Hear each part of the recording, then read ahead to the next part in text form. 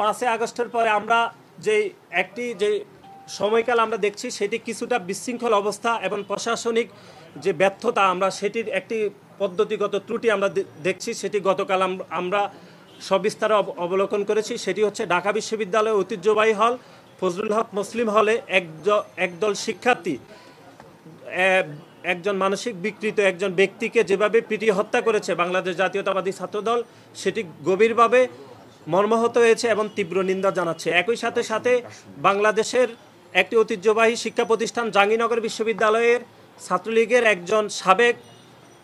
ছাত্রলীগের সাবেক সাংগঠনিক সম্পাদককে যেভাবে পিটিয়ে হত্যা করেছে সেটিরও নিন্দা জানাচ্ছে বাংলাদেশ জাতীয়তাবাদী ছাত্রদল। চোর সন্দেহে ঢাকা বিশ্ববিদ্যালয়ের ফজলুল হক মুসলিম হলের অতিথি কক্ষে আটকে রেখে তোফাজ্জল নামের এক ব্যক্তিকে পিটিয়ে হত্যার অভিযোগ উঠেছে একদল শিক্ষার্থীদের বিরুদ্ধে।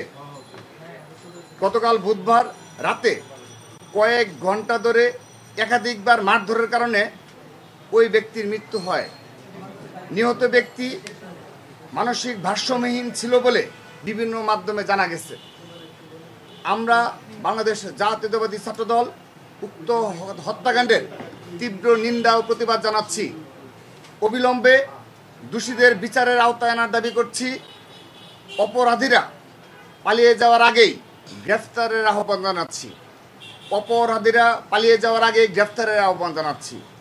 অনুসন্ধান ও প্রত্যক্ষদর্শী শিক্ষার্থীদের বরাতে কিছু গণমাধ্যমে আমরা দেখেছি তোফাজ্জলকে সবচেয়ে বেশি মারধর করেছেন ছাত্রলীগের সদ্য পদত্যাগ করা উপবিজ্ঞান ও প্রযুক্তি সম্পাদক ও পদার্থবিজ্ঞান বিভাগের শিক্ষার্থী জালাল আহমেদ সহ একদল শিক্ষার্থী।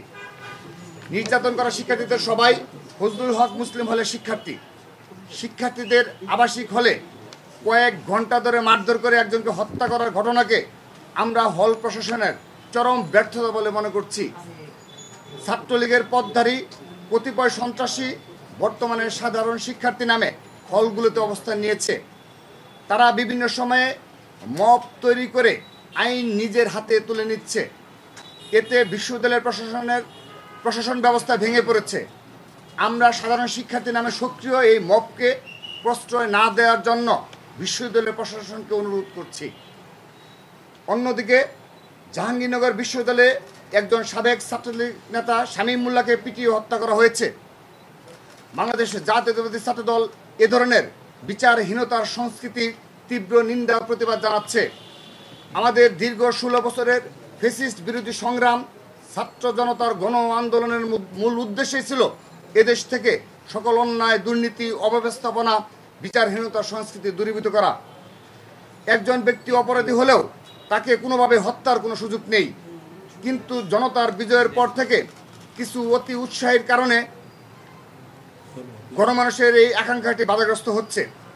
একই সাথে গতকালের এই দুটি ঘটনার প্রমাণিত হয়েছে ছাত্র রাজনীতি ক্যাম্পাসের মূল সমস্যা নয়, গত কয়েক বছরের ফ্যাসিস্ট শাসন ব্যবস্থার মাঝে তৈরি হওয়া সিস্টেমই এখানে খুনির মানসিকতা তৈরি করছে। তাই গোটা ব্যবস্থাটি সংস্কার প্রয়োজন। কোনো কিছু উপরে ফেলা সমাধান নয়। ছাত্র সংগঠনের নেতাকর্মীরা এদেশের প্রতিটি গণতান্ত্রিক আন্দোলনের নেতৃত্ব দিয়েছে। ছাত্র জনতার আন্দোলনেও নেতৃত্বের ভূমিকা ছিল, আন্দোলনে অকাতরে নিজেদের জীবন দিয়েছে। সেই ছাত্র রাজনীতি নিষিদ্ধের আলোচনাটি হঠাৎ সামনে আনা একটি বিরাট ভুল পদক্ষেপ। বাংলাদেশ জাতীয়তাবাদী ছাত্রদল মনে করে গণতান্ত্রিক পরিবেশের অনুপস্থিতিতেই ক্যাম্পাসে মব কালচারের বিস্তৃতি ঘটছে।